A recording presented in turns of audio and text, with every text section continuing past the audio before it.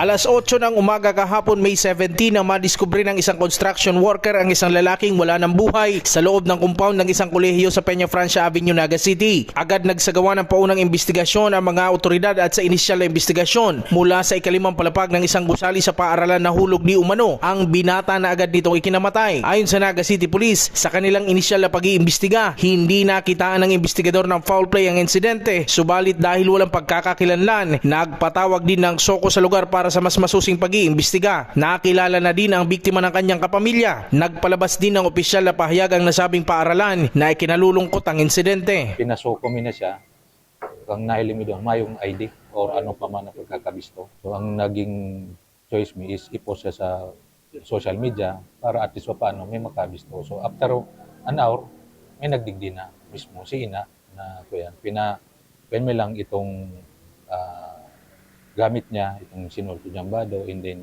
pantalon, and then shoes. So positive na na-identify kan si Ina. Na-interview ko si Ina. So maliban dyan, si Ina, and then nagdigdiman si mga kaamigo.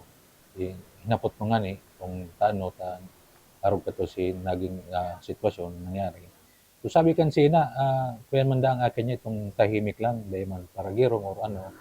At the same time, sabi man kang mga kaamigo niya, kung kaya dahil man talaga dahil siya para giro. Wala din umanong nakitang sinyales sa mga kapamilya at kaibigan bago ang insidente. Paalala ng PNP sa mga magulang habang hinihintay pa ang resulta ng investigasyon ng SOCO. Sa magurang, sa pamilya.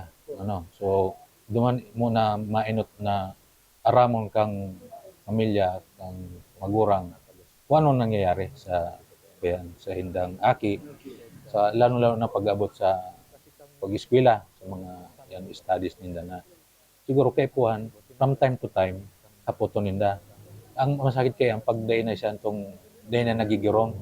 So pagkali sa eskwelahan, sa kwarto, nagpukulong, day na na-istorbo, day mo na kay puhan istorbo. So siguro kay puhan na nindang aramon.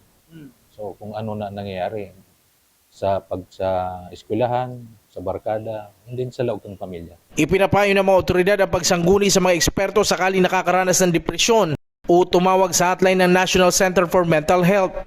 Jan Amador, CSN.